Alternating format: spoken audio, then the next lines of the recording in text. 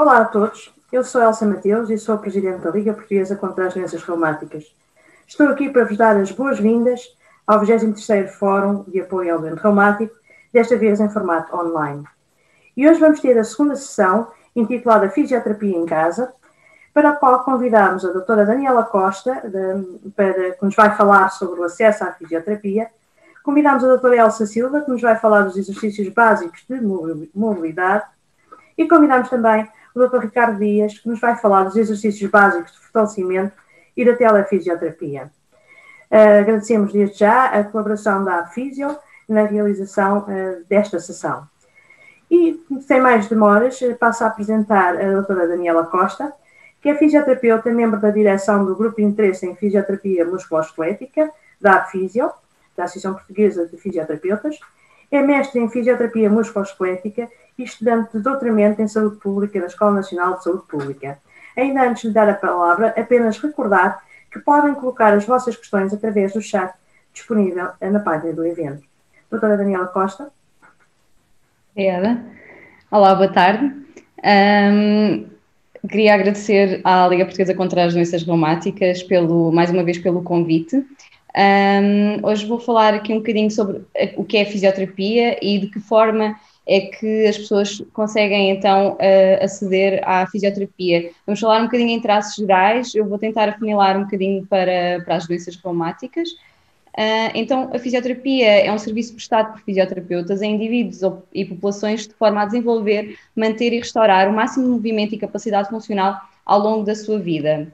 A fisioterapia é prestada em circunstâncias em que o movimento e a função são ameaçadas, tanto pelo envelhecimento como lesões, doenças ou distúrbios, condições ou fatores ambientais, sendo que o movimento funcional é sempre central ao que significa ser saudável e, portanto, a fisioterapia centra-se aqui na promoção do movimento e do movimento no dia-a-dia das pessoas.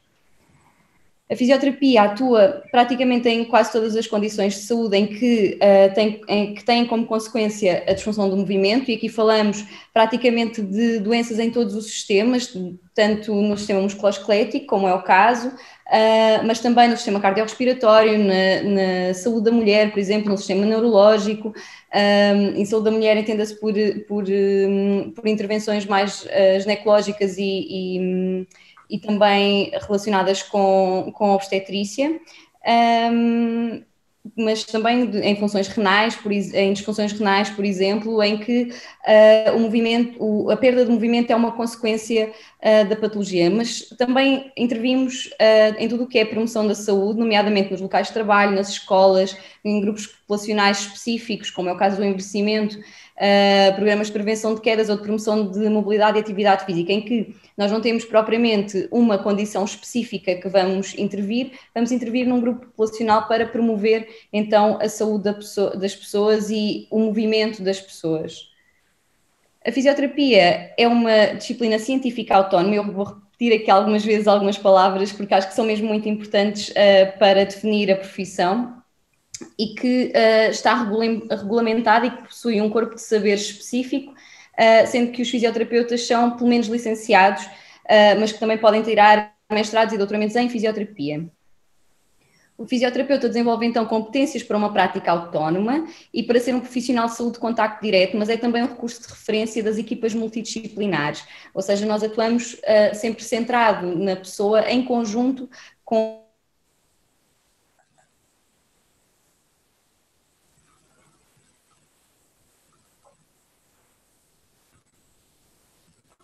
Aparentemente, temos perdido a ligação da minha voz. São algumas dificuldades técnicas que podem surgir neste tipo de eventos. E é importante definir o terapeuta e bem que tenhamos lançado este desafio à FISIO para nos falar nestes assuntos, porque são profissionais de saúde e ou seja, as intervenções em fisioterapia devem, obviamente, como em qualquer área, ser realizadas por pessoas formadas e terem capacidades para o exercício das funções. Não sei se é possível retomarmos a ligação à doutora Daniela. Sim.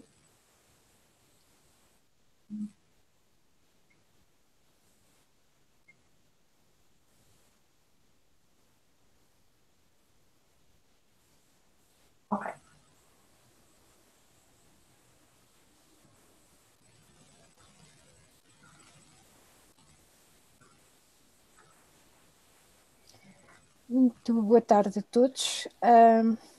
Eu queria agradecer à Liga Portuguesa contra as Doenças Reumáticas e em especial à doutora Elsa Frazão Mateus, que é uma pessoa fantástica, sempre cheia de ideias, com muita energia e que se lembra de facto destes temas importantes para o doente com problemas reumáticos.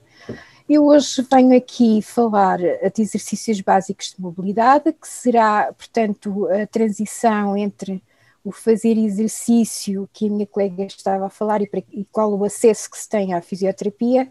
Nestes exercícios básicos eu gostaria de dizer o seguinte: são, como o nome indica, básicos e servem sobretudo para pessoas com problemas de função e com dor. A intensidade da dor nós sabemos que varia muito de pessoa para pessoa, mas de facto a dor é um sintoma que se pode controlar e que se pode funcionar desde que seja controlado, e isso tem que ser a própria pessoa em conjunção com o profissional de saúde a definir.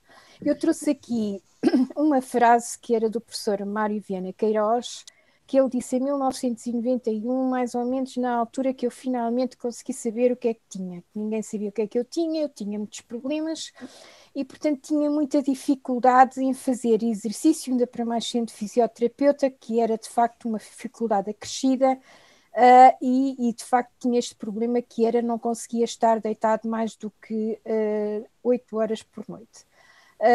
Portanto, tive que me adaptar de uma forma em que eu conseguisse trabalhar o meu corpo e na altura nós não tínhamos acesso a estas informações que temos na internet, não é? Agora com a internet é muito fácil, algumas não são fiáveis, portanto cuidado com o que leem porque nem tudo é fiável, mas não havia estas apresentações e de facto a profissão ajudou-me um pouco a compreender isto. O que é que acontece? De um modo geral, a pessoa tem 4 áreas, uma pessoa saudável tem 4 áreas onde se orienta, ou seja, tem que tratar da família, tem que cuidar de si próprio, tem que trabalhar e tem depois outras coisas que gosta de fazer, nomeadamente hobbies, e outras que também não gosta, mas que tem que fazer, não é? As pessoas com dor crónica têm sempre mais uma área que normalmente ocupa quase metade desta preocupação, que é a dor. E, portanto, como nós não conseguimos eliminá-la completamente, temos que ter algum cuidado na forma como lidamos com esta dor, que tem que ser uma companheira mais ou menos para a vida, mas que a gente consegue controlar. Se, entretanto, tivermos algum cuidado na forma como planeamos a nossa vida e a forma como executamos o nosso tratamento, porque queremos controlar esta dor, não é?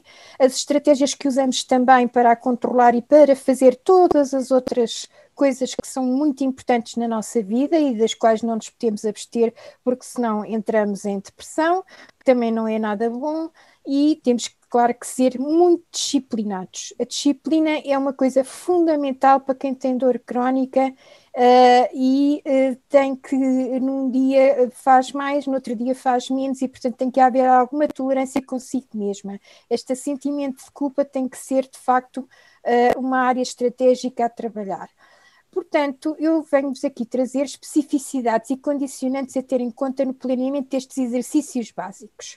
Ou seja, tem que ter um controle da condição médica que normalmente está debilitada e que tem que estar devidamente identificada, portanto quem diz o médico diz um profissional de saúde, ou seja, um fisioterapeuta, pode até inclusive ser um enfermeiro em determinadas situações.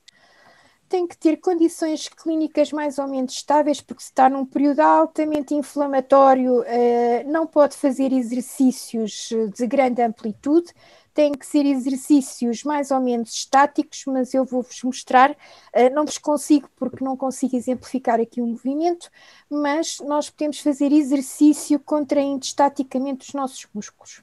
O sedentarismo é péssimo, portanto tem que ser muito bem doseado, porque leva à perda de massa muscular e força. Ora, se nós já estamos em dor, já temos problemas porque não conseguimos fazer determinadas situações, se perdemos massa muscular e força, não conseguimos fazer uma vida mais ou menos normal, que é isso que eu sempre advogo, para todos os doentes com dor crónica é tentarem fazer uma vida mais ou menos normal, com mais ou menos coisas para fazer. Nos dias faz mais, noutros dias faz menos. Isto porquê? Porque é muito importante nós mantermos a nossa autonomia.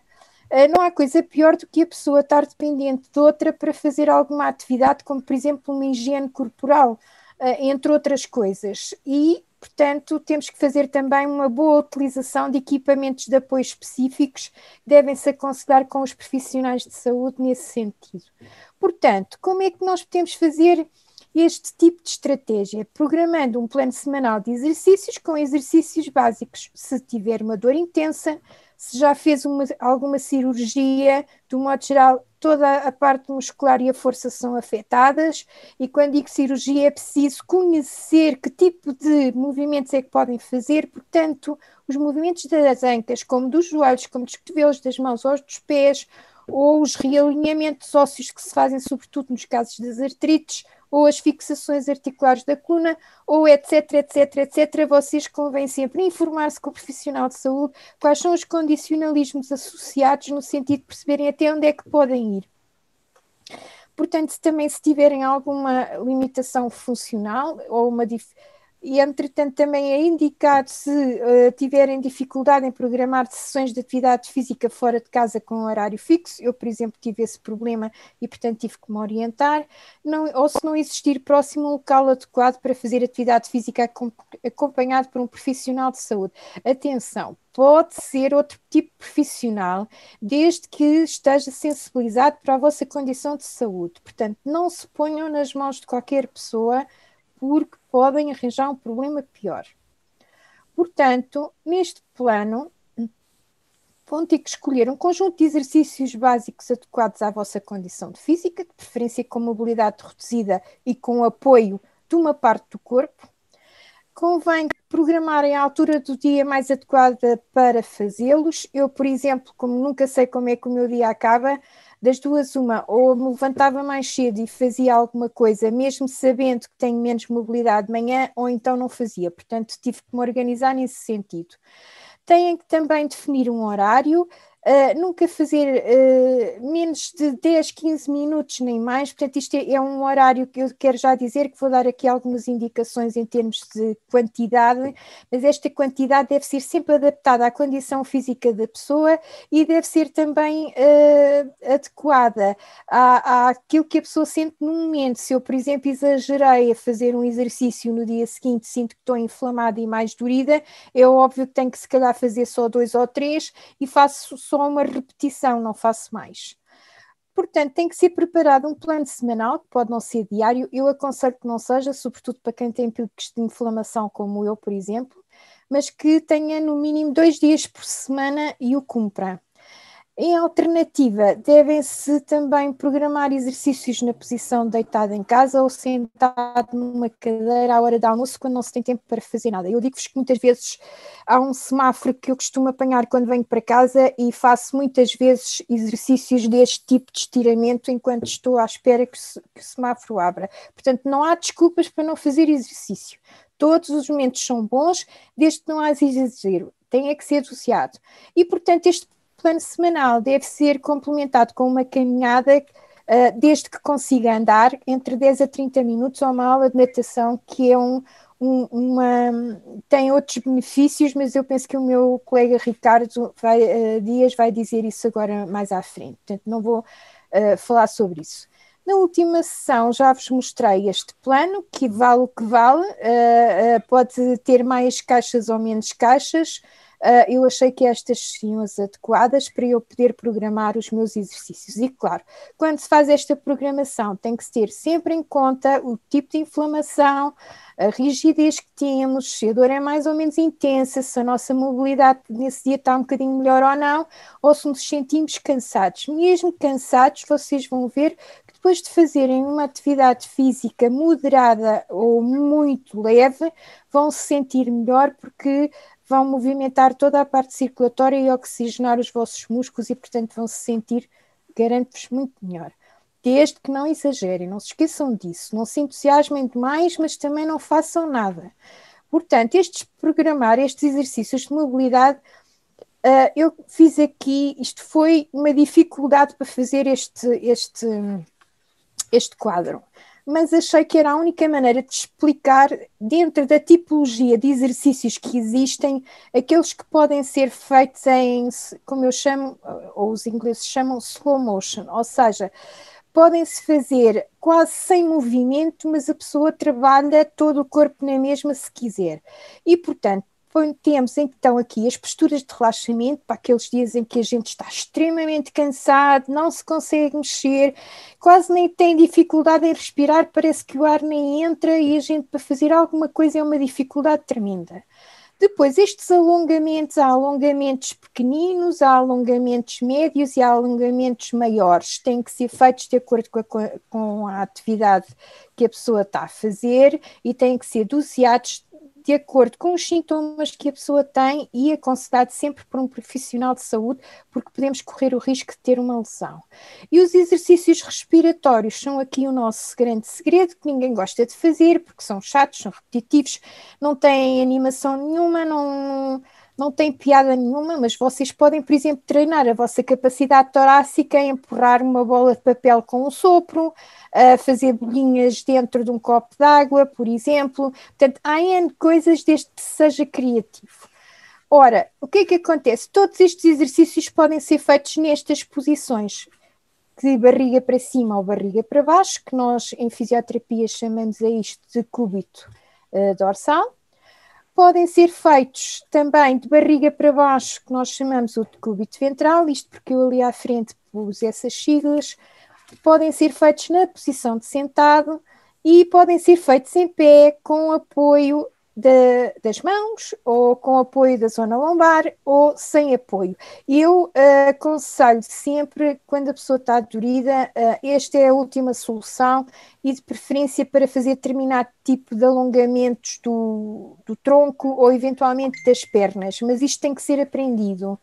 Entretanto, outra coisa que vocês têm que programar é a duração dos mesmos. Eu também vos digo que isto vale o que vale, mas dentro da minha experiência como doente, já tenho 30 anos disto, mais coisa, menos coisa, nunca façam grandes quantidades. O exercício tem que ser como aos comprimidos. Nós tomamos um de manhã, outra à hora do almoço, outro ao jantar. E, portanto, o exercício, se estão num dia menos bom, fazem um ou dois de manhã e outro à tarde, por exemplo. Portanto, têm que ver como é que... Aconselhem-se com o vosso profissional de saúde sobre isso. Portanto, nas posturas de relaxamento, eu aconselho sempre a fazer, quer seja... estando em fase inflamatória ou fase não inflamatória, porque as posturas de relaxamento ajudam-nos a colocar as nossas estruturas ósseas de uma forma mais harmoniosa e, por sua vez, também nós conseguimos mobilizar melhor as nossas articulações. Os exercícios na posição de sentado, eu digo aqui 5, 10 minutos no total e é o que eu já vos vou mostrar mais à frente. Os exercícios em pé, nunca mais do que 2, 3 minutos, não estejam de cronómetro, nunca façam isso. Aprendam a sentir o vosso corpo, porque muitas vezes, isto às vezes basta 10 segundos, é o suficiente e às vezes até nem fazer repetições se nós estamos muito calorosos. É só manter um bocadinho de posição e depois relaxar. Nos alongamentos, a mesma coisa, os alongamentos devem ser feitos 2 a 3 segundos cada, muito levezinhos, podem repetir, mas entretanto vão aprendendo a fazer a pouco e pouco e a moderar isso. Assim como na posição de sentado, onde também se podem fazer esses alongamentos ou em pé. Nos exercícios respiratórios, se não fizerem 5 a 10 minutos, normalmente não tem grande efeito. Portanto, comecem por 5 minutos e quando digo exercícios respiratórios, estou a falar daqueles que fazem mexer a caixa torácica, não é só isto, é.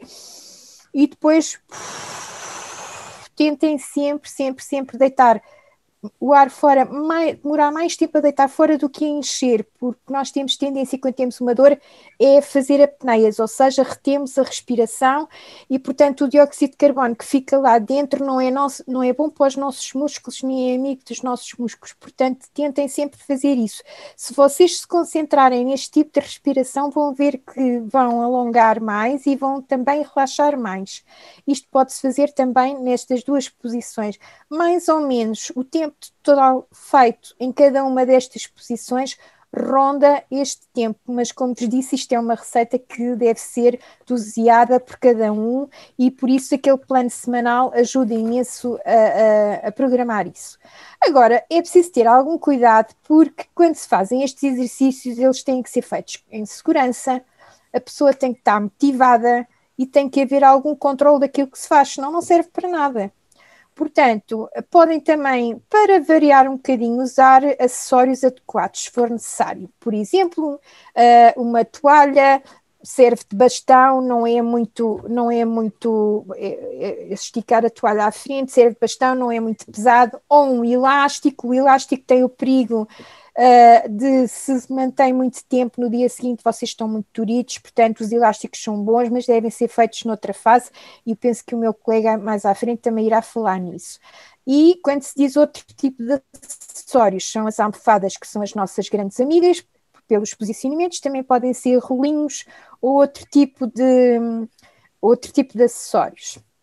Devem, portanto, aconselhar-se com os vossos fisioterapeutas e eu, quando digo acessórios, podem também usar uma ligadura elástica, uma ligadura talvez não tanto, mas, por exemplo, uma joelheira, uma cotoveleira, uma tala para a mão, uma tala para o pé, portanto, há vários tipos de equipamentos que podem ajudar a ser mais simpática a forma como se faz o exercício.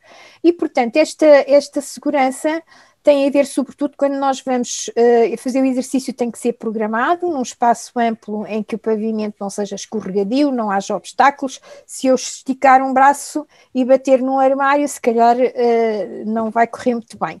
E, portanto, deve-se também garantir que a temperatura ambiental é amena, não ser demasiado quente nem demasiado... peço desculpa, tenho o computador aqui a pedir a bateria.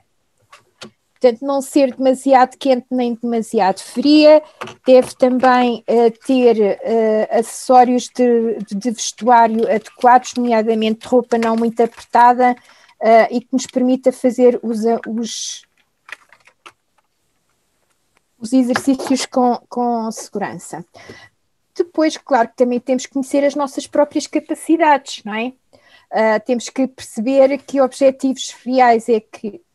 Peço desculpa, mexi aqui numa coisa que não devia. Temos que perceber quais são os nossos objetivos, o que é que a gente pretende, até onde é que pretende ir, que limitação funcional é que tem, mas isto eu já me estou a repetir porque já vos disse lá atrás. E o controle, ou seja, vocês têm que perceber até onde é que conseguem ir e se entretanto estão a ter alguma evolução ou não. Se não, às tantas também já estão um bocadinho aborrecidos com isto, até podem mostrar ao vosso fisioterapeuta ou eventualmente um personal trainer para fazer uma avaliação. Eu pus-vos aqui um exemplo, por exemplo. Estes exercícios terapêuticos eu já vos vou mostrar à frente, eu pus aqui a definição, exercícios terapêuticos de correção postural e alongamentos. Mais ou menos 15 minutos. A preparação é o tal local adequado com, se calhar, um pequeno colchão, porque há pessoas que preferem zonas duras, há outras que não aguentam. E, portanto, uma toalha, elásticos, etc.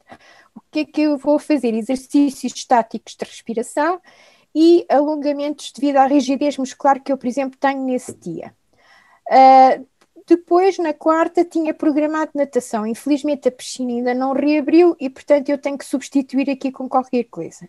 Exercícios terapêuticos de alongamento, colchão, toalhas, elásticos, sem problemas. Neste dia não tive grandes problemas. Mas pode acontecer que eu tenha problemas e, entretanto, se não faço neste dia, posso tentar fazer, por exemplo, no sábado a seguir, pronto. E isso é uma coisa que eu depois vou registar aqui embaixo, nesta zona, onde eu espero que vocês consigam ver o que está aqui escrito, mas depois, entretanto, se precisarem, digam que eu forneço o template disto. Portanto, o que é que eu vou pôr aqui? Que na segunda-feira, como optei por exercícios respiratórios de alongamento suave, consegui fazer 3 exercícios do meu plano. Que mudanças é que observei? Houve maior flexibilidade muscular e menos dores de cabeça. Como é que eu vou enfrentar estes desafios? Na sexta-feira tive um imprevisto e efetuei os meus exercícios no sábado. Continuei a insistir e cumpri o meu plano de exercícios. Que mudanças farei na próxima semana? Estiver melhor da funcionalidade articular, vou tentar fazer uma caminhada de 15 minutos. Ora, quem diz isto, diz colocar mais 2 exercícios no plano. Portanto, isto eu já vos disse atrás, portanto é o espaço de exercício. Este exercício de relaxamento é fantástico, mas tem um problema para quem não se consegue sentar no chão. Qual é a solução? Isto há sempre solução, é preciso a pessoa saber. Mas aí, se calhar, vai precisar da ajuda de um familiar, que é, por exemplo, deitado na cama, utilizar uma cadeira para se fazer o suporte dos pés. Aqui não se vê bem, mas isto é uma almofada que está aqui. Pronto. O que é que eu posso fazer aqui? Posso fazer básculas nesta região da bacia com respiração, e eu acho que a maior parte de vocês já fez isso na fisioterapia, porque é um exercício básico que ensinamos sempre aos doentes com dor crónica, porque ajuda a melhorar a parte do tronco e isso permite também fazer exercícios muito mais facilmente, quer com os braços, quer com as pernas. Claro que também podem fazer aqui, esta opção tem essa vantagem, podem fazer aqui alongamentos. Os alongamentos não é puxar pela perna aqui para o nariz, é, por exemplo, mexer só, esticar o joelho até onde conseguirem, podem não conseguir fazer uma extensão completa e, entretanto, mobilizar os pés para cima e para baixo, fazer rodinhas e afins. Aqui tem outra versão, para quem não conseguir usar este sistema, e podem fazê-lo na cama. Vocês perguntarão, caramba, para que é aquela almofada ali? Esta almofada aqui tem a vantagem de vos aliviar a lombar e o vosso sacro, que é uma zona muito importante do tronco, e permite-vos fazer uma abertura da grelha costal e vocês conseguirem fazer melhor os exercícios respiratórios. Por exemplo, se tiverem aqueles dias péssimos, aqui por acaso não tem, mas quem tem problemas a nível articular dos pés ou nas mãos, portanto, aqui se calhar vai precisar de uma almofadinha debaixo dos calcanhares. Isto é já para exercícios básicos mais avançados, porque estes exercícios, quando bem feito, trabalha o corpo todo, a pessoa não sai desta posição como estão a ver, e a pessoa, quando acaba de fazer o exercício, sente que levou quase uma tareia. Quando é bem feito, mas isto tem que ser instruído por um profissional de saúde ou um fisioterapeuta. E nesta também, porque quando a pessoa está com este tipo de limitação aqui no ombro, não aguenta esta posição, portanto, então tem que fazer nesta, não é? Pronto. Aqui também, os pezinhos para baixo e para cima, apertar os joelhos um contra o outro, fazer as básculas, fazer a respiração. Portanto, há muito trabalho a fazer numa posição que parece que não mexe nada, mas vão ver que quando têm dor ou têm problemas de mobilidade, ajuda imenso na flexibilidade e têm que fazer isto com alguma contenção. Portanto, podem depois fazer então aqui os de barriga para baixo, por isso é que eu tenho ali o decúbito ventral, que é o DV. Nós em fisioterapia, os profissionais, não é só fisioterapia, os profissionais de saúde chamam de decúbito ventral. Tenho neste momento o apoio dos cotovelos, porque sobretudo as pessoas com artrite têm muita dificuldade em ficar nesta posição. Que exercícios é que podemos fazer aqui? Eu aconselho a começar por dobrar o joelho, depois pode mexer o pé para baixo ou para cima. Aqui a cervical também pode ser mobilizada, mas como é um exercício de extensão e de alongamento de toda a parte da frente do tronco, pode ser muito agressivo para o pescoço. Portanto, muito cuidado com a amplitude dos movimentos que vocês fazem. Se, entretanto, estão mais móveis e querem fazer um alongamento maior que venha até aqui à anca, podem fazer isto, mas isto normalmente só quem já tem muito treino ou que já esteja muito rotinado neste exercício. O que é que nós temos ainda aqui que podemos fazer? É os exercícios para fazer em casa, que podem ainda ser feitos. Esta é uma variante com as pernas abertas, quanto mais juntas, mais difícil é de fazer e, portanto, este tipo de exercício também é muito exigente para a zona cervical. Portanto, vocês têm que fazer este tipo de doseamento, mas de acordo com a vossa condição e aquilo que vos vos faz sentir bem, que não seja muito lesivo da vossa mobilidade.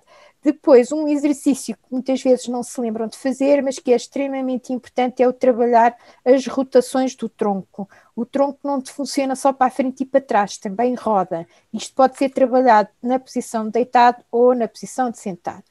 Esta posição quadrupédica é uma posição por excelência, porque ajuda a mobilizar todo o tronco sem estar em grande esforço. Portanto, e fazendo a tal respiração, esta será a posição neutra, este será um alongamento da zona dorsal e este da zona da barriga. Temos ainda este, que é outro exercício por excelência para quem tem dor crónica, que é um exercício de fortalecimento, ajuda a fortalecer, portanto, as pernas e toda a região posterior do tronco. É óbvio que tem dor, a maior parte das vezes o que vai acontecer é que só vai fazer força com os... Peço desculpa. Só vai fazer força com os pés e com esta zona posterior da anca, mas só essa contração estática, se vocês contraírem durante 3 segundos e relaxarem 6, vão ver que o próximo exercício já vai levantar um bocadinho. E, portanto, até podem pedir a alguém para vos tirar uma fotografia e vocês verem até onde é que conseguem levantar. Claro que... no trabalho, nós não nos vamos deitar no chão, mas podemos fazer exercícios como estes, por exemplo, à hora de almoço, ou quando estamos com dores de cabeça, fazer um bocadinho isto ajuda imenso a relaxar e a ativar toda a parte circulatória. Por outro lado, os autoestiramentos que socialmente não são bem vistos, mas que fazem muito bem à coluna e que ajudam a pessoa. Claro que se vocês têm dor aqui, isto vai-vos doer aqui de certeza, em vez de irem lá para cima, esticam aqui para a frente. Portanto, isto são ângulos que vocês vão ter que aprender a dominar. E depois este que faz as rotações do ombro e que ajuda imenso a relaxar toda esta zona cervical. Em pé, vocês têm toda uma panóplia de exercícios que podem fazer com a ajuda de uma cadeira, ou então podem fazer encostados a uma parede. Isto já são exercícios muito exigentes, é preciso a pessoa estar bem, já ter alguma flexibilidade e aconselhem sempre com o vosso profissional de saúde. E claro, para não acontecer isto, comecem bem o dia com exercício e podem começar logo ao sair da cama. Portanto, não há desculpas para não fazer exercício. Aprendam a fazer com os profissionais, ponham as vossas dúvidas e tentem fazer o melhor que podem. Portanto, é para fazer. E fico por aqui. Vou passar a palavra à doutora Elsa Mateus. Muito obrigada, doutora Elsa Silva. Espero que agora já me estejam a conseguir ouvir bem. E já acabou quase por responder a uma das perguntas que eu já tinha aqui em mente, em relação aos alongamentos e relaxamentos, como um precioso auxiliar para a rigidez matinal, mas depois voltaremos a esse tema na discussão final. Recordo que podem colocar as vossas questões via chat. E passo agora a apresentar o Dr. Ricardo Dias. Também recordo que a apresentação da doutora Daniela Costa sobre o acesso à fisioterapia será retomada depois no final desta apresentação. O Dr. Ricardo Dias é fisioterapeuta, mestre em Ciências da Fisioterapia e membro da direção do Grupo de Interesse em Fisioterapia Musculoesquelética da APFisio. E traz-nos aqui, nesta sessão Fisioterapia em Casa, exercícios básicos de fortalecimento e telefisioterapia. Dr. Ricardo. Uma boa noite a todos. Volto a agradecer à Liga Portuguesa contra as Doenças Reumáticas o convite e a presença de todos neste webinar que vai no seguimento do que fizemos a semana passada. No último webinar percebemos que existiam muitas questões, por isso vou tentar simplificar e depois podemos aprofundar alguma situação que tenham questão na fase das questões. Então, em primeiro lugar, o que é que vamos falar? Vou tentar simplificar um tema complexo, que é a força. Depois vamos abordar a forma como podemos realizar um plano de fortalecimento, dar alguns exemplos de exercícios e, por fim, falar sobre o que é e o que é que pretendemos fazer com telefisioterapia. Em primeiro lugar, o que é a força? A força dos nossos músculos produzirem tensão. E o que é que isto quer dizer? É a capacidade de ir ao encontro de uma resistência externa. E isto é o que acontece no nosso dia-a-dia. Nós pegamos num copo de água que tem um certo peso, tem uma certa resistência, e fazemos força para o levar à boca e beber água. E com um exemplo tão simples como este, percebemos que uma pessoa que não tenha tanta força pode ter dificuldades nas tarefas do dia-a-dia, sejam elas as mais simples. E daí a importância de trabalharmos no sentido do fortalecimento, no sentido de ganhar força. Sabemos que a atividade física cardiovascular é importante, mas também sabemos que os exercícios de fortalecimento são essenciais para uma vida saudável. E isto acontece porque a força influencia muitas das capacidades do nosso corpo, nomeadamente a resistência, a velocidade com que nos movimentamos, a potência, a capacidade de manter a força durante algum tempo. Sempre que mudamos de direção, temos que aplicar força no nosso corpo para podermos mudar de direção. Isso também se repercute na eficiência, na economia que o nosso corpo tem para quando realiza movimento, e também a força terá um impacto no tipo e na intensidade de sintomas que podemos ter associados a uma patologia. Por isso, a questão seguinte é: o que é que significa ganhar força? E aqui uma das complexidades da força é que existem vários tipos de força. No entanto, e estes ganhos e estes tipos diferentes terão ganhos diferentes também. Mas de uma forma geral, se fizermos trabalho de força, o que é que nós vamos tentar ganhar? Vamos ter mais volume muscular, a chamada hipertrofia, e não só as fibras musculares aumentam de tamanho, como por vezes também acontece que se formam novas fibras musculares no nosso músculo, ou seja, nós vamos ter mais músculo. Em segundo lugar, nós vamos ter uma maior capacidade de produzir força. O nosso corpo vai ser capaz de produzir mais força para as atividades do dia-a-dia, e isto significa que vamos ter, de facto, mais força. Um terceiro ganho associado tem a ver com a potência, ou seja, eu não preciso apenas de ter mais força, mas tenho também de ser capaz de a manter durante mais tempo, de manter mais força, mais tempo. Por isso, esse será um terceiro ganho associado ao trabalho de força. A questão seguinte que nós então colocamos é: como é que eu devo fazer então um trabalho de fortalecimento? Algumas dicas incluem as seguintes, ou seja, em primeiro lugar temos que nos informar com o fisioterapeuta, que é o profissional de saúde cuja especialidade é especialmente o exercício, o movimento e, neste caso, a força, que está intimamente relacionado. Por isso, é importante frisar a importância de ser avaliado e de ter o aconselhamento e o acompanhamento por parte do fisioterapeuta. Não só o plano vai ser melhor realizado, vai ser mais eficiente a sua aplicação e os resultados serão melhores e mais rápidos também. Em segundo lugar, sempre que escolhermos exercícios, devemos escolher alguns que não sejam demasiado fáceis para não fazerem qualquer diferença no nosso corpo, e por isso não vai provocar a necessidade de fortalecer, mas também não devem ser demasiado difíceis para que nós não consigamos fazê-los. E o que nós sabemos é que um exercício deve ser intenso, mas nós devemos ser capazes de o fazer, de o terminar, para que o corpo sinta o estímulo necessário para fortalecer.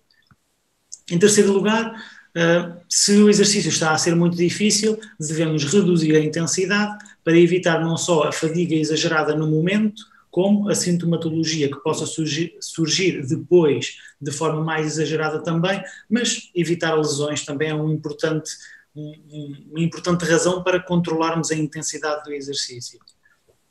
Em quarto lugar, devemos trabalhar não só a parte superior do corpo, mas também a parte inferior. Devemos alternar e tentar arranjar exercícios que alternem a região superior e inferior, também para que não haja uma fadiga acumulada. Exemplo, se só trabalhar o membro superior, não só vou ter mais fadiga, vou ter menor capacidade de trabalhar, e por isso, se eu for alternando, consigo ser mais eficaz nos ganhos que possa ter. Se o exercício que nós fizermos de fortalecimento envolver algum tipo de peso, nós podemos utilizar como regra a tentativa de levantar o peso de forma mais rápida e depois, quando voltamos a uma posição original, tentamos fazê-lo de uma forma mais lenta. Isto é uma regra geral. Claro que isto será parte do ensino que o fisioterapeuta fará à pessoa para que ela consiga fazer os exercícios da melhor forma possível e de forma mais segura. Devemos também descansar entre cada série de exercícios ou de repetições e, se sentirmos a necessidade de descansar fora deste tempo controlado, podemos fazê-lo e devemos fazê-lo. Se ocorrerem sintomas fora do normal, devemos tomar atenção e, se necessário, parar o exercício e pedir algum tipo de aconselhamento. Então, aqui, sabendo mais ou menos como é que podemos fazer, fazemos a próxima questão, que é: quanto é que eu devo fazer de fortalecimento? E quando nós falamos em força, existe um conceito, que é o conceito da repetição máxima. A repetição máxima diz-nos o seguinte: é um peso em que eu, se quiser fazer um exercício, eu só consigo fazer uma repetição. Por exemplo, se o meu RM forem 100 kg, que é para nos facilitar aqui nas contas, se forem 100 kg, eu levanto os 100 kg e, se eu tentar levantar uma segunda vez, eu já não consigo. E esse é o meu RM. Se formos depois ver aqui esta tabela, nós temos então a ideia que conseguimos perceber que, por exemplo, se eu fizer 4 repetições com um certo peso, eu estarei a trabalhar com 90% desse RM. Estaria a trabalhar, por exemplo, com 90 kg. Claro que estamos a falar de valores muito altos, mas é só para facilitar aqui as contas. Se eu conseguir fazer 10 repetições com um dado peso, eu sei que estou a trabalhar mais ou menos com 75% do meu máximo. Porquê que isto é importante? Esta avaliação deve ser feita por um profissional, porque não vamos estar a experimentar pesos demasiado elevados sob o risco de se lesionar. Mas este conceito diz-nos o seguinte, que é: a prescrição de exercício é individual, ou seja, cada um tem um RM, uma repetição máxima diferente. Eu posso aguentar mais peso, outra pessoa pode aguentar menos, e depende da pessoa que temos à nossa frente e depende também do objetivo de fortalecimento que nós queremos. Nós podemos querer treinar para levantar mais peso, podemos querer treinar para levantar mais peso mais rápido, e esta diferença nos objetivos pode fazer a diferença. De uma forma geral, nós tentamos andar sempre perto destas 6 a 8 repetições. Claro que depende sempre destes fatores que estamos a falar antes, é uma regra geral. Entre as 6 e as 8 repetições, sabemos que estamos a trabalhar mais ou menos com 80% a 85% de um peso, por isso temos uma intensidade mais elevada, e podemos fazer 1 a 3 séries na nossa sessão. O que acontece aqui é que, num início, nós não vamos iniciar logo com as intensidades mais altas, vamos começar com intensidades mais baixas e, quando estivermos acostumados ao exercício, perceber o que é que estamos a fazer, podemos então chegar a níveis mais intensos de exercício. Aqui voltamos a frisar a necessidade de ter acompanhamento para que não se cometam erros e possa haver problemas de segurança, principalmente. Como é que eu sei que estou a fazer bem? Normalmente é a questão que surge também. O primeiro ponto que nós podemos utilizar é avaliar e registar. E isto falámos um bocadinho no webinar da semana passada, em que demos o exemplo desta escala. Eu sei que, se quer ter resultados, eu posso trabalhar com uma intensidade que eu descreva como sendo forte, muito forte, aqui ao nível de 5, 7, 8, numa escala em que 0 é não sentir nada e 10 é o pior possível que eu possa sentir de intensidade de exercício. Ao fazermos esta avaliação, conseguimos mais ou menos controlar e garantir que não estamos a cometer nenhum erro durante o exercício. E depois podemos responder a algumas destas questões. Se eu estou a fazer um exercício de braço, estou a sentir os músculos que deviam estar a trabalhar, sinto que eles estão a trabalhar. Se eu não estou a sentir os músculos do braço, se estou a sentir os músculos da perna e o exercício é de braço, há qualquer coisa que não estará bem. Por isso é uma forma rápida de percebermos. Devemos perguntar-nos se conseguimos fazer os exercícios, as repetições e as séries até ao fim. Se o fisioterapeuta sugeriu fazer 5 repetições, 2 séries, se eu só consigo fazer uma série de 2 repetições, é porque existe ali qualquer coisa que não está bem e temos que ajustar o plano para garantir que conseguimos realizar até ao fim. Se surgirem dores fora do normal ou sintomas fora do normal, devemos então perceber porquê e garantir que não estamos a incorrer em riscos de segurança. Na dúvida, a questão de se conseguirmos ter ajuda externa, por exemplo, o fisioterapeuta, ele conseguirá dizer-nos o que é que está a acontecer, sugerir-nos alterações e resolver a situação. O exemplo do espelho é que, se eu sei mais ou menos como é que faço o exercício, se eu aprendi com o fisioterapeuta como é que faço, se eu estiver à frente de um espelho, eu consigo mais ou menos perceber se estou a fazer aquilo que me foi pedido e se não estou a incorrer em em movimentos diferentes daqueles que me foram sugeridos no plano. De uma forma geral, estes são os pensamentos que nós temos quando realizamos um plano de fortalecimento. Se pegarmos em alguns dos exemplos de exercício de fortalecimento, a primeira coisa que não nos podemos esquecer é que os exercícios globais também têm o potencial para fortalecer. O que é que isto significa? Eu não preciso só de estar a pegar num peso e fazer movimento, fazer exercício para ser mais forte. A bicicleta é um exercício global que agora até está muito na moda e há muita gente que faz os seus percursos de bicicleta e fazem percursos em zonas que gosta e em ambientes em que se sente bem, e que, se for planeado e se for feito com uma intensidade não apenas de recreio, tem o potencial para o fortalecimento muscular. A natação, o exercício em água, a mesma coisa. Se for um exercício que nós gostamos de fazer e que sabemos que o vamos manter no tempo, tem o potencial de fortalecimento, de uma forma global. E a própria marcha, o andar, também tem o potencial de fortalecimento, principalmente se nós fizermos uma marcha um pouco mais intensa, onde, para além do aumento da respiração e da frequência cardíaca, tentamos puxar um pouco mais também para garantir que os músculos têm algum estímulo um pouco mais forte. Exercícios globais são importantes e não devemos menosprezá-los. Mas existem exemplos de todo o tipo de exercícios. Podemos fazer exercícios de fortalecimento na posição de deitado, em que podemos fazer desde o levantar o rabo, como já foi sugerido, até exercícios como, por exemplo, levar o joelho ao peito. Podemos levar o joelho ao peito, mas como se fosse uma bicicleta.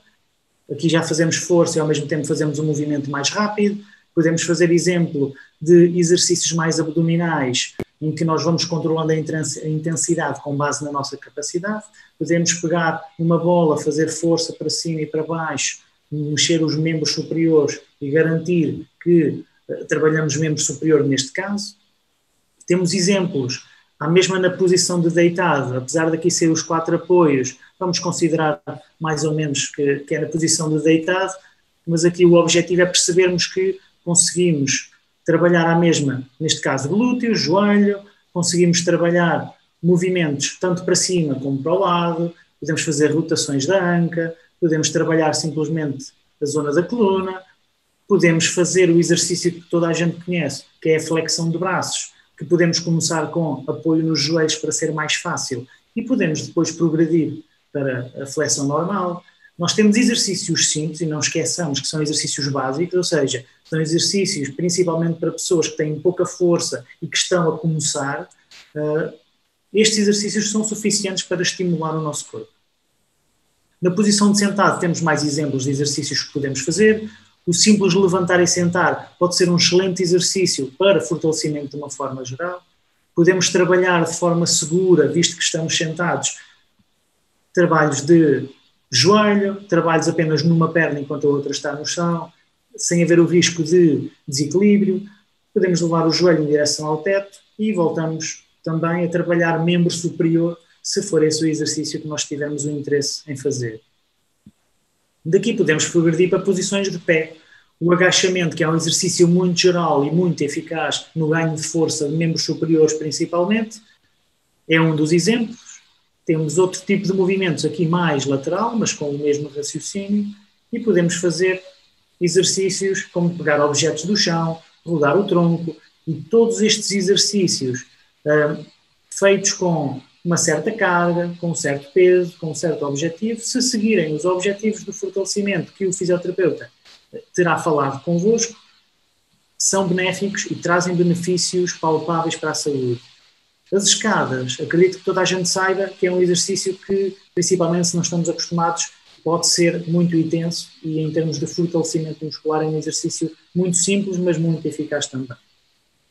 Se quisermos ter o apoio de uma cadeira, por exemplo, podemos utilizá-la e fazer exercícios de equilíbrio, com mais apoio na cadeira ou menos, mas existem muitos exercícios que podemos fazer, desde o joelho às costas da cadeira, desde dobrar os joelhos, mesmo que nós coloquemos um peso em torno do tornozelo, por exemplo, se quisermos progredir.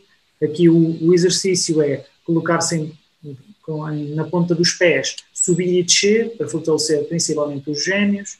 São alguns exemplos. Os elásticos é uma forma rápida e é um equipamento que ocupa pouco espaço e que podemos transportar para qualquer lado e que permite aumentar a intensidade do exercício. O simples facto de termos que esticar o elástico, termos que aguentar, pode ser o suficiente para termos um estímulo extra para podermos fortalecer mais. E da mesma forma podemos trabalhar com pesos. Aqui as figuras têm pesos mais tradicionais, mas pode haver qualquer utensílio que nós vejamos que possam ser utilizados de forma segura, mas que sejam uma resistência extra ao movimento que nós fazemos, tem o potencial de fortalecer e são interessantes e são importantes, principalmente em termos de progressão. E onde é que eu posso fazer estes exercícios? Posso fazer um pouco por todo lado. Posso fazer em casa, se tiver as condições e se tiver condições de segurança principalmente, ou se tiver os equipamentos, se forem necessários.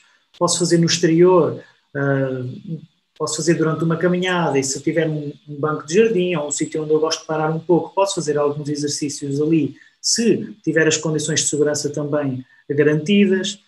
Posso fazer trabalho em grupo, tanto em termos de ginásio ou de ginásio de fisioterapia. Podemos fazer em grupo, seja, por exemplo, exercício em água, em grupo também. É eficaz das duas maneiras, sabemos isso, está estudado. E podemos também fazer um trabalho com o fisioterapeuta. E o fisioterapeuta aqui podemos voltar à situação de ser presencial, se possível, ou se for essa a opção mais viável e mais importante para aquela pessoa, mas pode também ser a telefisioterapia, se existirem essas condições, ou se o caso assim o permitir, ou se não se for permitido o trabalho presencial, como muitas vezes temos visto nestes últimos meses. E aqui vou fazer um bocadinho a ponte então para o que é a telefisioterapia. E a telefisioterapia muitas vezes pode-se confundir com várias coisas. Por isso vamos começar por definir.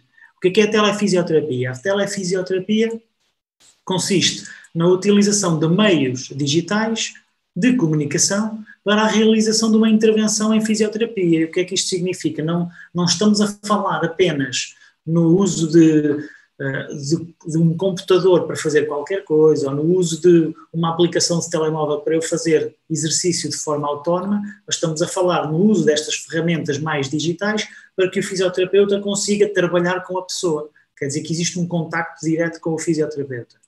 Isto pode ser exclusivo, se eu apenas fizer telefisioterapia, ou pode ser um complemento. Eu posso trabalhar com uma pessoa de forma presencial 1 a 2 vezes por semana, por exemplo, e depois uma segunda ou uma terceira sessão ser de telefisioterapia.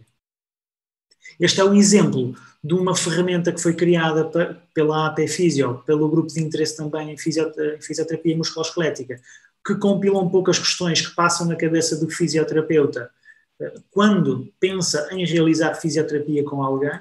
Não vou aqui agora ler todas as questões, mas algumas delas são transversais para a pessoa. E daí o que é que nós retiramos? Temos então que, para a pessoa que recebe a telefisioterapia, para vocês que estarão a ouvir, o que é que podem esperar de uma sessão de telefisioterapia? Antes dessa sessão de telefisioterapia, naturalmente vai ser necessário marcar. Vai ser necessário uma marcação, porque uma sessão de telefisioterapia é igual a uma sessão presencial. O fisioterapeuta vai marcar no seu horário a sessão, vai ocupar aquele tempo, não vai marcar com outras pessoas. O que fazemos nestas sessões continua a ser fisioterapia e a preocupação também da desmarcação deve acontecer. Por vezes podemos achar que a telefisioterapia é menos importante do que a sessão presencial e às vezes nem informamos que não conseguimos fazer a sessão. Por isso devemos ter esse cuidado, como também devemos ter com as outras sessões, naturalmente. Em segundo lugar, devemos garantir disponibilidade de tempo e de espaço. E o que é que isto significa? Se eu vou ter uma sessão, tenho que garantir que tenho aquele tempo disponível. E tenho que garantir que o espaço onde eu estou não só permite trabalhar em segurança, como também permite evitar interrupções. Porque não se podemos esquecer que uma sessão de telefisioterapia continua a ser um tempo da pessoa. É um tempo que vocês escolheram, que marcaram para vocês, em que vão receber uma ajuda, vão ter uma sessão com o fisioterapeuta, por isso deve ser um tempo vosso e devem evitar o máximo de interrupções. Em terceiro lugar, devem ser garantidas as condições técnicas. Claro que isto já deve ser garantido antes, ou seja, devemos garantir que a pessoa tem um telemóvel, ou um computador, ou um tablet, que tem as aplicações instaladas, existem várias aplicações no mercado, mas aqui acabamos sempre por tentar perceber qual é que facilita a comunicação. Nós aqui estamos a utilizar, por exemplo, o Zoom, que é um nome que já toda a gente ouviu falar nestes dias, e é uma ferramenta que podemos utilizar para a telefisioterapia, em que vamos transmitindo a informação, mas existem outras aplicações, umas mais seguras, outras menos seguras do ponto de vista dos dados, que podemos utilizar. Existem ferramentas, umas que são mais facilmente disponíveis, umas que são gratuitas, outras que não são, por isso existe aqui muito uma conversação entre o fisioterapeuta e a pessoa para tentar descobrir o melhor formato, a melhor forma de resolver a situação. E daí que seja importante este quarto ponto, que é o consentimento informado.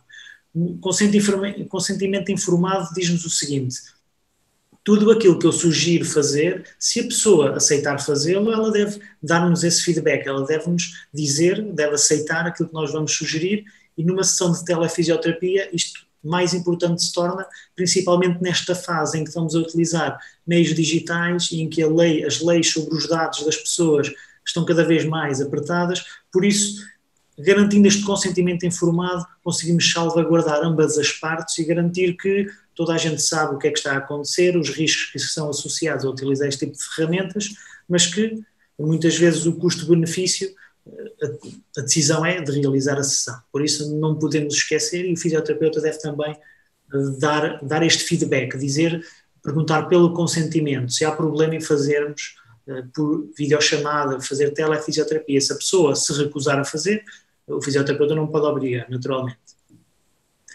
Estando marcada a sessão, o que é que podemos esperar durante a sessão? Um pouco idêntico àquilo que é uma sessão presencial, vamos ter uma avaliação inicial, incluindo urgências. E o que é que isto quer dizer?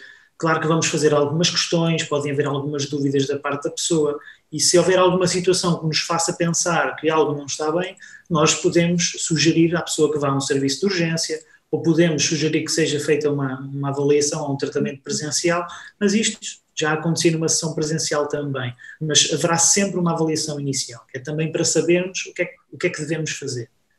Em segundo lugar, vamos então, neste caso, sendo uma sessão principalmente à base de exercício e de educação, que é aquilo que nós conseguimos fazer principalmente, nós vamos sugerir exercícios à pessoa, vamos até muitas vezes demonstrá-los através da nossa câmara, para a pessoa perceber o que é que nós estamos a pedir, e depois vamos pedir à pessoa também para os fazer, e se tivermos que corrigir alguma situação, corrigimos e vamos trabalhando assim, o melhor possível. Isto significa que haverá feedback, que depois vamos realizar o plano de exercícios que está planeado, pronto, passa a redundância, e sempre que é necessário dizer qualquer coisa, nós iremos dizer. E vamos tentar ao máximo garantir que a pessoa está segura, que está a fazer bem os seus exercícios, que está motivada e que faz tudo com base naquilo que seria o que faríamos também numa sessão presencial. Numa fase final, nós teremos uma avaliação final, que é sempre importante, em que vamos tentar perceber se os objetivos da sessão foram alcançados, vamos recomendar algum tipo de informação, algum tipo de exercício para casa, algum tipo de recomendação, é mesmo essa a expressão, para que a pessoa possa aplicar depois, e será nesta fase final que o faremos também. Esclarecimento de dúvidas que possam surgir também. Depois da sessão, se necessário, pode ser marcada uma nova sessão, seja presencial, seja de telefisioterapia, mas o principal é que depois da sessão é normal haver um contacto. Este contacto pode ser através do telefone, pode ser através de mensagens simplesmente, pode ser através de e-mails, e aqui o método utilizado para haver este contacto, para garantir que tudo está bem, é combinado entre a pessoa e o fisioterapeuta, não existe uma receita única. Resumindo, o que é que nós percebemos aqui desta parte que eu tentei transmitir? Os exercícios de fortalecimento são essenciais para promover a saúde, existem todo um conjunto de exercícios, mas o fortalecimento é especialmente interessante e importante, e os estudos dizem-nos cada vez mais que é uma grande fatia daquilo que é essencial para termos uma melhor qualidade de vida. Também já percebemos que é possível começar já hoje com exercícios básicos, mas que são básicos, mas eficazes. Por isso podemos já começar hoje com algumas das sugestões que se calhar ficaram na vossa cabeça. e também percebemos que a fisioterapia, seja presencial como a telefisioterapia, é uma forma segura e eficaz de realizar exercício físico, de realizar fisioterapia, porque uma telefisioterapia não surge do nada, existe uma avaliação, existe um raciocínio também feito pelo fisioterapeuta que depois, em consonância com a pessoa, vai garantir que seja um programa o mais eficaz e seguro possível. Passava então a palavra à doutora Elsa, muito obrigado. Muito obrigada, doutor Ricardo. E enquanto preparamos aqui o retomar da apresentação da doutora Daniela, gostaria de os desafiar, doutora Elsa Silva, doutora Daniela e doutor Ricardo, para depois no final podermos aqui exemplificar como é que funciona, de uma forma muito resumida e obviamente muito limitada, como é que pode funcionar uma sessão de telefisioterapia, e aqui sugeria, se pudessem pensar, em exercícios mobilidade para os dedos ou para a mão, ok? E nós depois vamos treinar e vamos tentar mostrar às pessoas como é que isto poderá funcionar, sendo um de vocês o fisioterapeuta e eu, obviamente, a pessoa que irá fazer os exercícios ou que irá tentar replicar. E sem mais delongas, vamos retomar a apresentação da doutora Daniela. A doutora Daniela pode continuar, por favor. Ok. Obrigada, doutora Elsa, e peço desculpa aqui que a minha ligação caiu, não sei muito bem o que é que se passou, mas pronto, estava aqui aqui na apresentação a falar sobre a autonomia da fisioterapia. Peço desculpa, estou aqui com uma questão técnica, outra.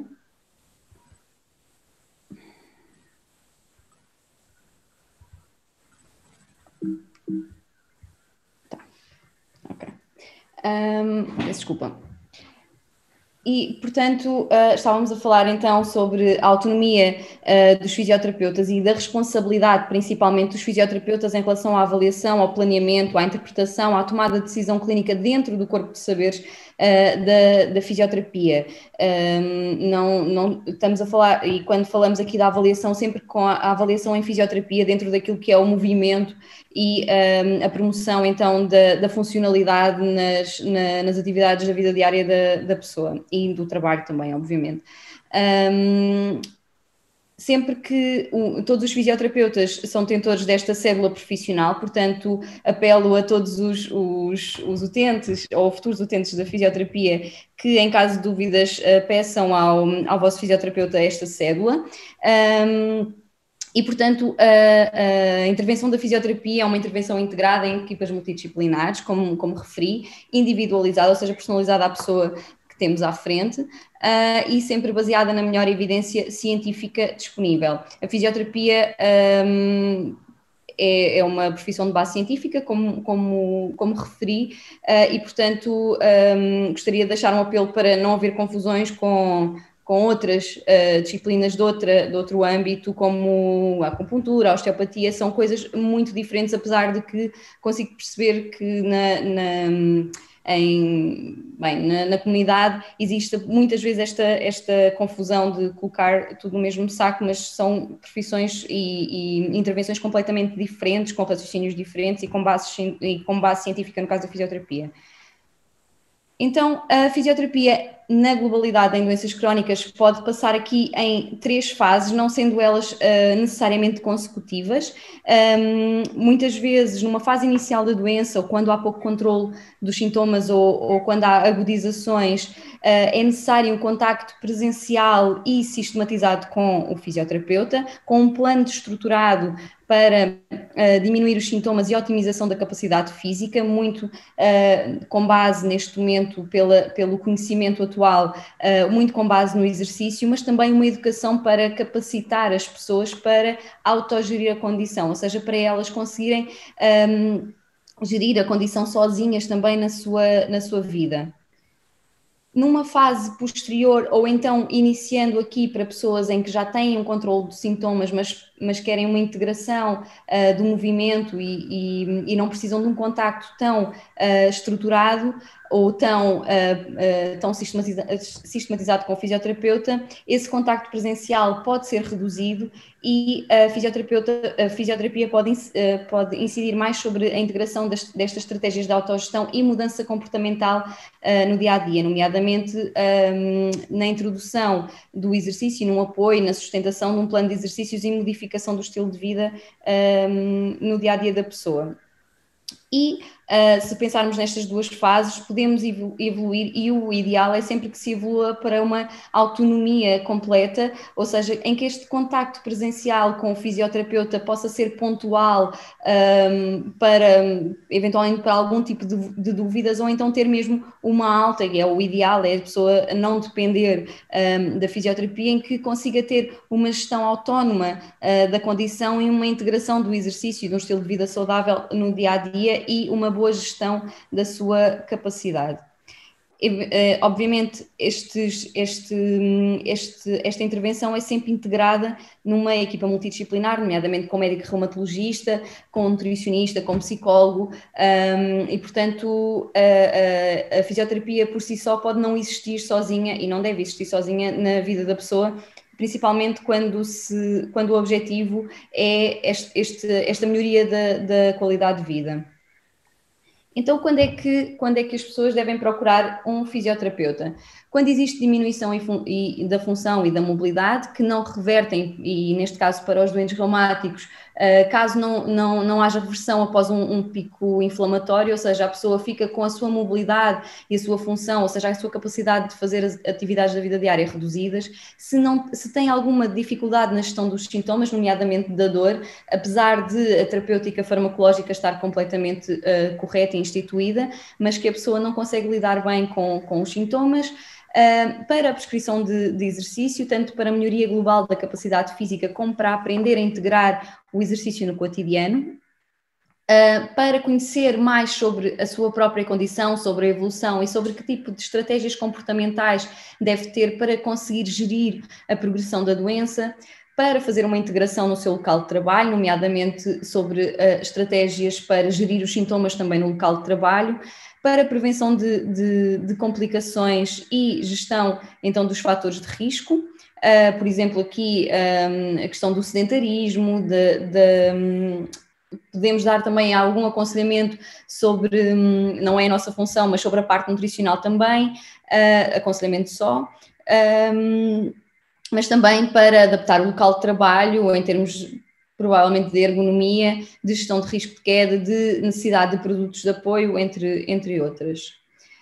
E então, um fisioterapeuta pode trabalhar em diversos locais, nomeadamente nos cuidados de saúde primários, em hospital, tanto em ambulatório como em internamento, em clínicas, tanto privadas como convencionadas, mas depois há uma série de locais na comunidade que conseguimos encontrar também fisioterapeutas, nomeadamente ginásios, farmácias, clubes desportivos, empresas e serviços na comunidade.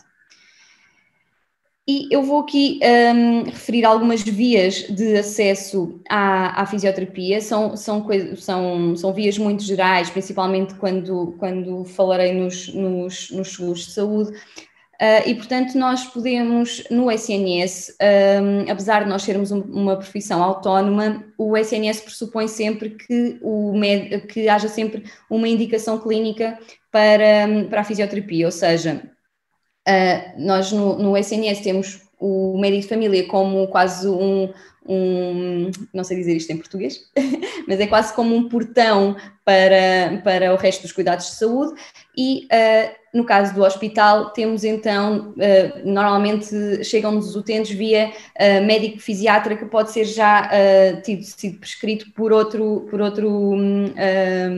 especialista.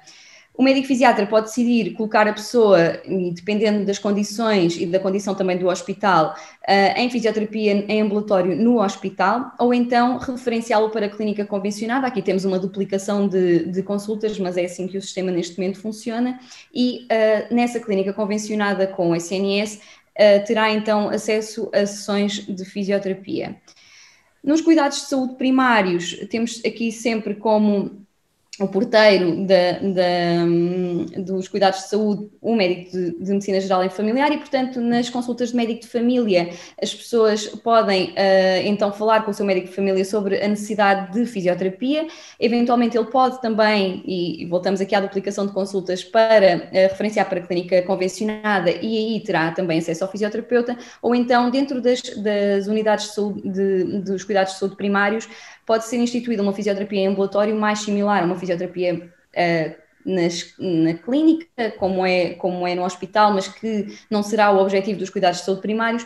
Pode haver equipas de fisioterapia ao domicílio e haver esta equipa que se desloca à casa da pessoa e aqui normalmente está sempre integrada na equipa multidisciplinar do centro de saúde, ou então em programas na comunidade, programas que já estejam instituídos a par com o centro de saúde, por exemplo, os programas de promoção da atividade física ou de prevenção de quedas que alguns centros de saúde têm. No caso do privado e o caso específico dos subsistemas de saúde, normalmente, com os subsistemas de saúde é necessário sempre uma prescrição médica. Isto depende dos seguros de saúde, nomeadamente dos seguros de saúde privados, depende muito da cobertura e do seguro em si. E quando as pessoas são referenciadas para a clínica ou quando querem fazer fisioterapia, normalmente pedem sempre ao médico e conversam com o médico sobre a necessidade de ter fisioterapia e normalmente é necessária uma prescrição médica de acordo com as normas desse subsistema ou desse seguro. Dependendo da clínica, temos clínicas que têm acordo direto, por exemplo, com a ADSE ou com o SAMS, e aí a pessoa paga unicamente aquilo já com um desconto, digamos assim, ou seja, normalmente o médico pede algum tipo de tratamentos e é cobrado esse tipo de tratamentos já com um desconto, ou então a pessoa paga o valor da consulta e depois é reembolsada posteriormente.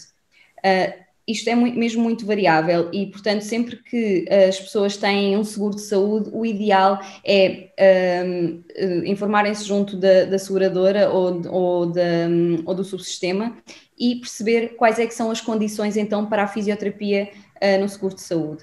Mas, como falei no início, nós somos profissionais também de contacto direto e, apesar de não estarmos enquadrados dentro desse sistema mais burocrático no que toca a reembolsos, nós podemos encontrar fisioterapeutas e as pessoas podem se dirigir diretamente ao fisioterapeuta em clínicas médicas ou de fisioterapia, caso haja fisioterapeuta. Existem clínicas e fisioterapeutas com prestação direta de serviços de domicílios, ou então, no caso dos ginásios, como falámos também na sessão passada, poderá também encontrar-se fisioterapeutas nos ginásios, nas empresas e algumas fábricas, por exemplo, têm fisioterapeutas até para programas de promoção de saúde, mas também para avaliar lesões relacionadas com o trabalho, em clubes desportivos, entre outros. De uma forma presencial, nós podemos encontrar fisioterapeuta e ter fisioterapia num ambiente mais clínico, num hospital, num centro de saúde ou numa clínica. O fisioterapeuta pode se deslocar eventualmente ao domicílio ou podemos ter o contacto direto com o fisioterapeuta em programas na comunidade ou instituições da comunidade. Mas também, como isto agora ficou aqui um bocadinho desenquadrado, como o meu colega falou, também todas estas formas que falámos em relação à fisioterapia, tanto hospital como em centros de saúde, neste momento, e por causa da pandemia, que veio revolucionar aqui também a forma um bocadinho de prestar cuidados, nós podemos encontrar sempre a telesaúde e a telefisioterapia como alternativa ou como a exclusividade de tratamentos.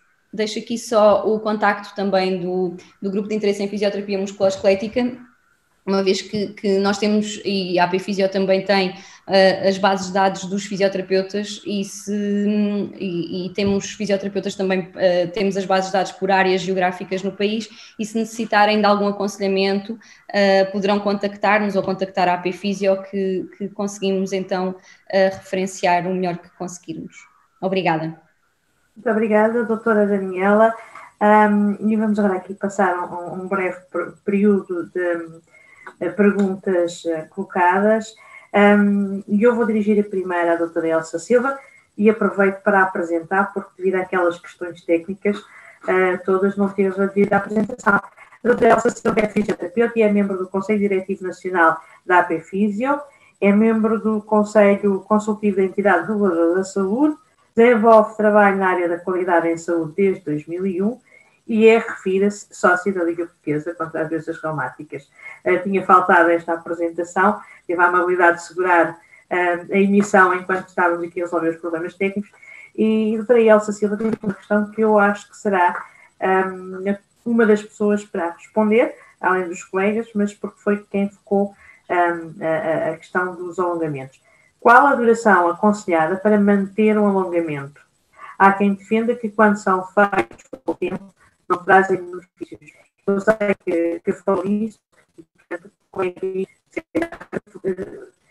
novamente referir a questão da duração dos alongamentos.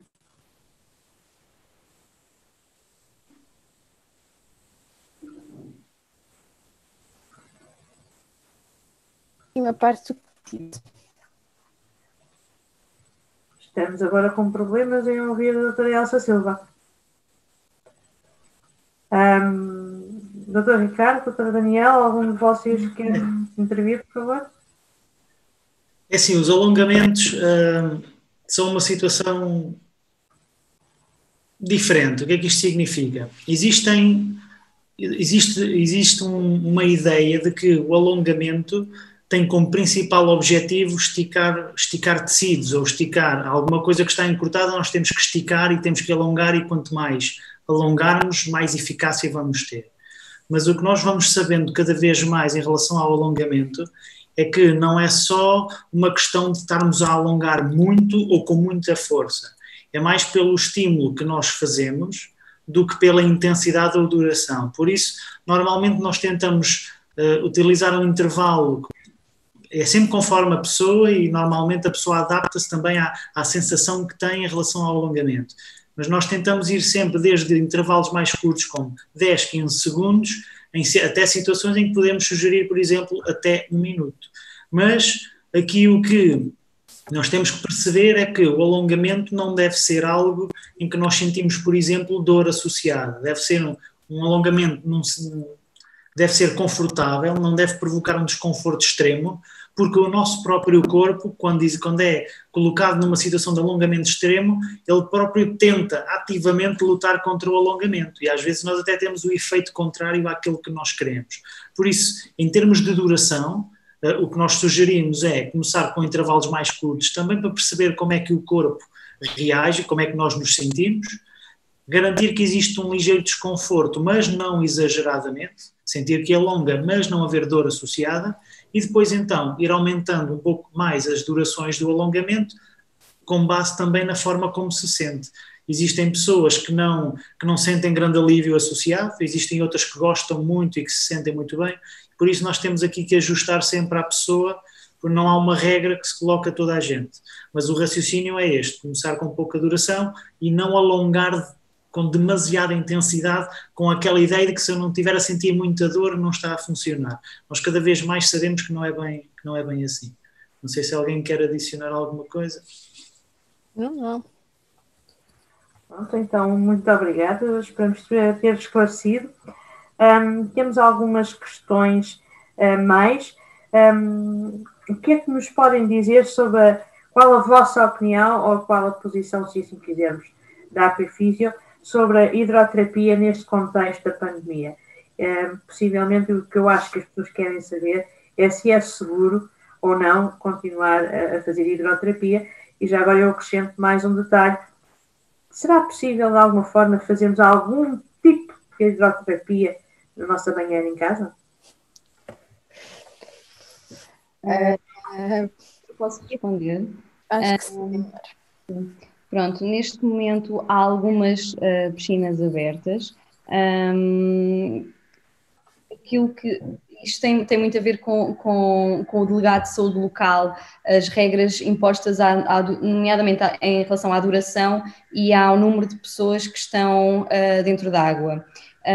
Aquilo que pessoalmente estamos a fazer aqui, eu estou em Castelo Branco e eu dou aulas numa piscina, a alunos de fisioterapia neste caso, mas o ambiente, tentamos reproduzir o ambiente clínico, é que, pronto, nós usamos viseira e máscara. Há colegas que estão a usar e a viseira está indicada, ou óculos de proteção, principalmente para não haver contacto com os olhos, das mãos com os olhos, e o problema todo está nas máscaras que umedecem e perdem a sua eficácia.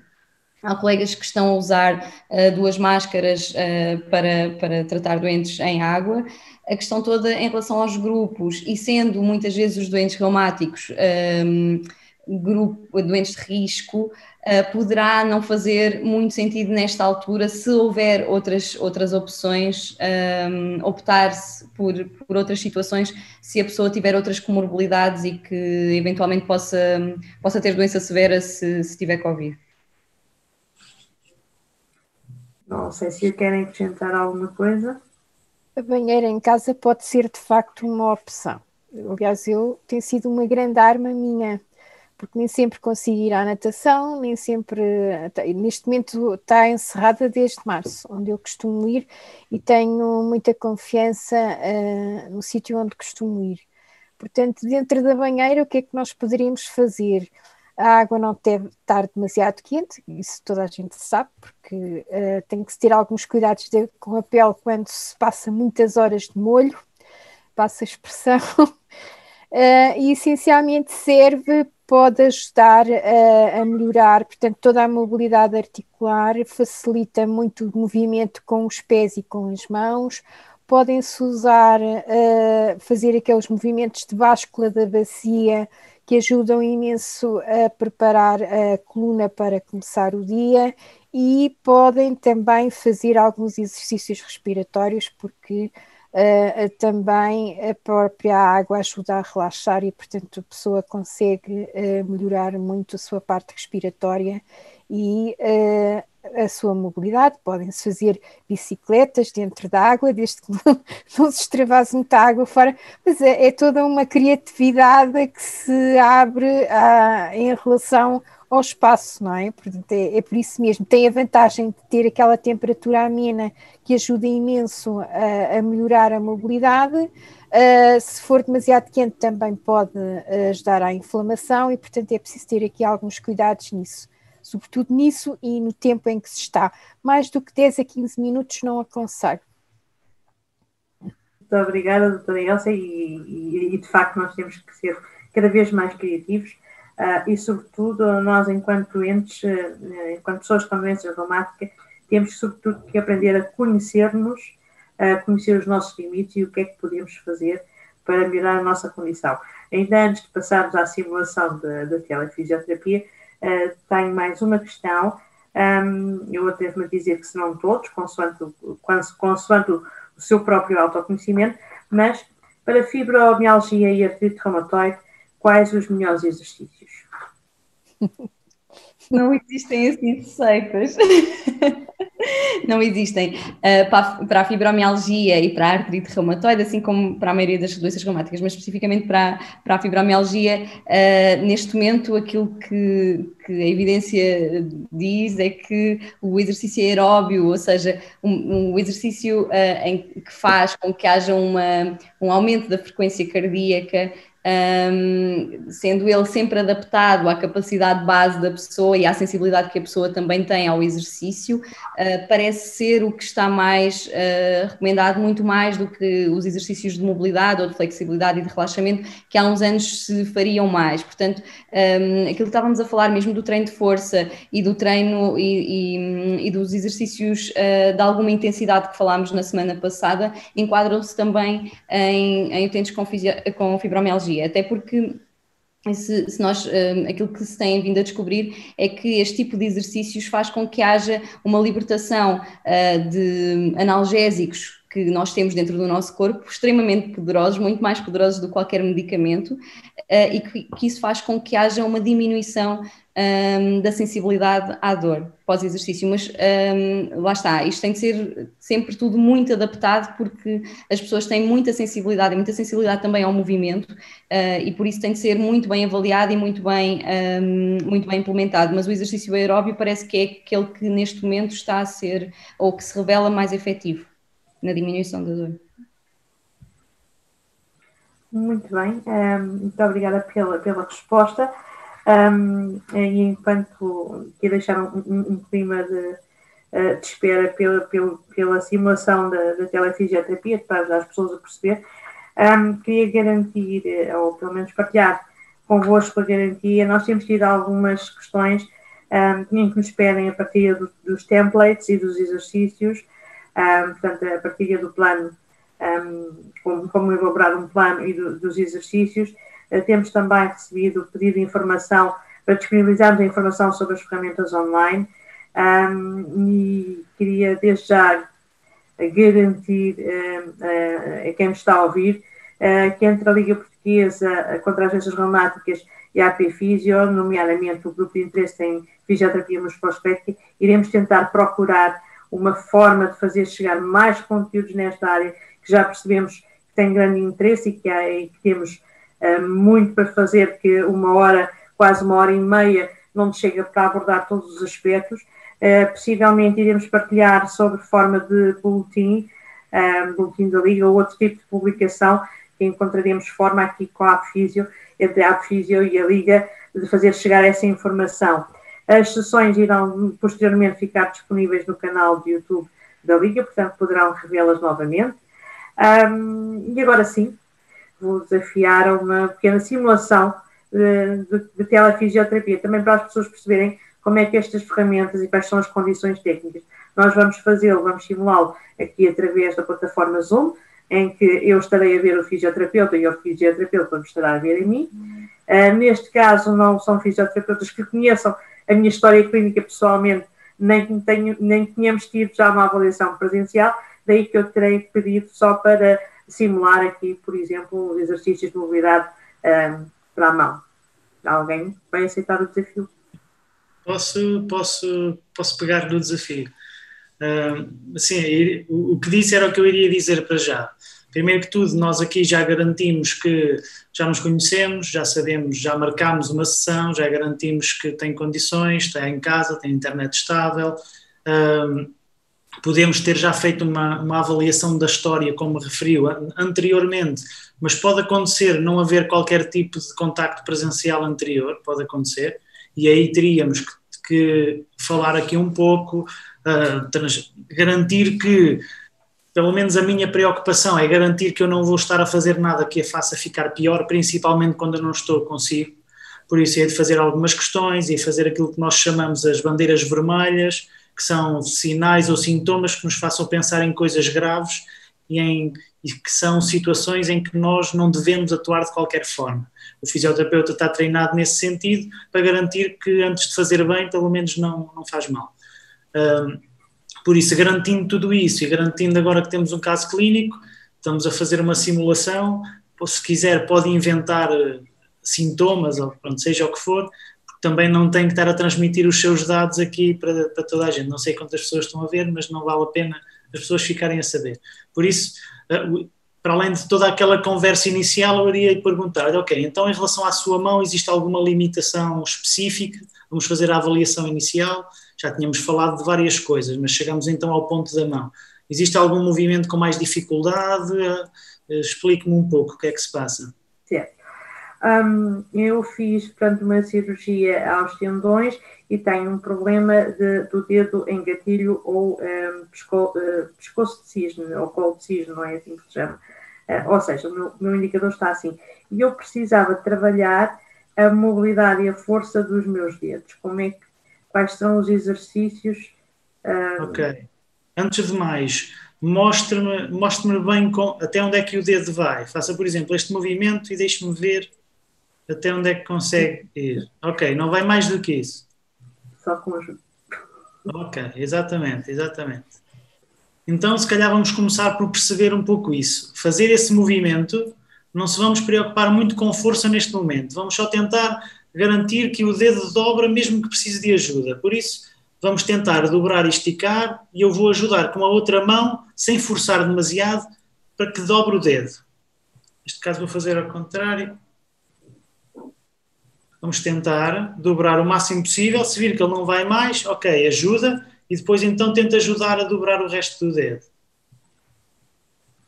Se ele vem até aqui, eu ajudo. E agora tento só levar um bocadinho mais. É isso? Vamos tentar levar ao máximo da amplitude. Consegue dobrar mais? Consegue dobrar mais, empurrando aqui em cima? Exatamente. É para os dedos ficarem todos iguais. Exatamente. Ok. E vamos agora repetir algumas vezes. Vamos trabalhar isso, ter a noção de como é que estica. Não tem que ser rápido. Vamos fazendo devagarinho. Estica ao máximo que conseguir. Se tiver que ajudar, ajuda. Dobra ao máximo que conseguir. Se tiver que ajudar, ajuda. Exatamente. E nós aqui íamos desenvolvendo. E o que é que nós estamos à espera? É que você comece a perceber como é que funciona com o dedo de forma a que precise o mínimo de ajuda possível. Okay. E por isso, agora nós podíamos desenvolver, fazer algumas maneiras diferentes e chegávamos aqui a uma situação que fosse interessante, a um resultado interessante. Então agora vamos pensar um bocadinho do ponto de vista da força, vamos ver se há diferença. E o que eu lhe vou pedir então é para tentar dobrar o máximo possível e depois o que você vai tentar é com a outra mão desenrolar o dedo, mas não deixa. Por isso, dobra o máximo possível e agora tenta desenrolar o dedo, mas não deixa. Se calhar vai precisar de fazer muita força ou se calhar vai precisar de fazer pouca. O objetivo é não deixar o dedo desenrolar. E o que você vai perceber é que vai ter mais ou menos capacidade de dobrar o dedo. E a partir daqui nós podemos fazer várias repetições. Podemos fazer as tais 5 repetições, 8, 10. Nós aqui depois vamos testando e vamos percebendo para ver que no seu caso, se calhar você consegue fazer 5 repetições mais intensas. E se calhar podíamos começar por aí. Mas aí íamos testando e íamos percebendo. Por isso vamos tentar outra vez, dobrar bem os dedos. E o que vai perceber é que é muito difícil dobrar só um dedo, por isso é que os dedos vão todos atrás, isso faz parte da nossa anatomia. Vamos tentar dobrar o máximo possível. Dobra e tenta abrir o dedo. E aqui estamos a trabalhar fortalecimento. Agora vamos fazer ao contrário. Vamos esticar o dedo o mais possível. E agora eu vou tentar empurrar um bocadinho e não posso deixar ir. Aqui já sabemos que vai ser necessário muito menos força. Por isso eu vou fazer força aqui mais no meio do dedo, porque aqui em cima já sei que vai ser mais difícil. Por isso faço força aqui no meio e tento aguentar. Podíamos fazer várias repetições. Eu acho que já conseguimos transmitir aqui a ideia, porque quem não experimentou ainda estas tecnologias e a telefisioterapia fica pelo menos com uma noção de como funciona. É uma sessão como uma sessão presencial, em que tem que haver este acompanhamento direto através da imagem, não é? Seja por Zoom, WhatsApp e outras ferramentas que hoje em dia utilizam, estão ao dispor para poder haver esta troca de imagens e haver aqui este acompanhamento. E o que teríamos era apenas isto nesta sessão, nestes últimos minutos que já passámos da hora, e dar esta ideia para quem poderia estar com curiosidade acerca do que e como funciona a telefisioterapia. No fundo será algo semelhante, mas com uma relação muito mais aprofundada, conhecimento sustentado e, sobretudo, a sessão terá a duração não destes poucos minutos que aqui fizemos só para exemplificar e de improviso, foi completamente de improviso. Desde já agradeço ao Dr. Ricardo, porque foi uma ideia que me ocorreu ao longo da sessão, não houve qualquer preparação e, portanto, agradeço, foi também para mim muito útil. E como estou na fase dos agradecimentos, agradeço novamente à AP Fisio, à Associação Portuguesa de Fisioterapeutas e aos oradores convidados, a doutora Elsa Silva, a doutora Daniela Costa e o doutor Ricardo Dias. Agradeço à Joana Vicente, secretária-geral da Liga, pelo apoio na moderação. Agradeço à Pfizer, à Cognifarma e à Digital Azul pelo apoio à realização logística deste webinar e a todas as pessoas que seguiram esta segunda sessão do 23º Fórum de Apoio ao Doente Reumático. Estejam atentos à próxima sessão, que será já no próximo dia 26. Siga-nos no Facebook, Esteja atento às newsletters do Fórum, que darão informação sobre as próximas sessões e como poderá assistir. Muito obrigada a todos e o resto, uma boa noite. Obrigada. Obrigada a todos.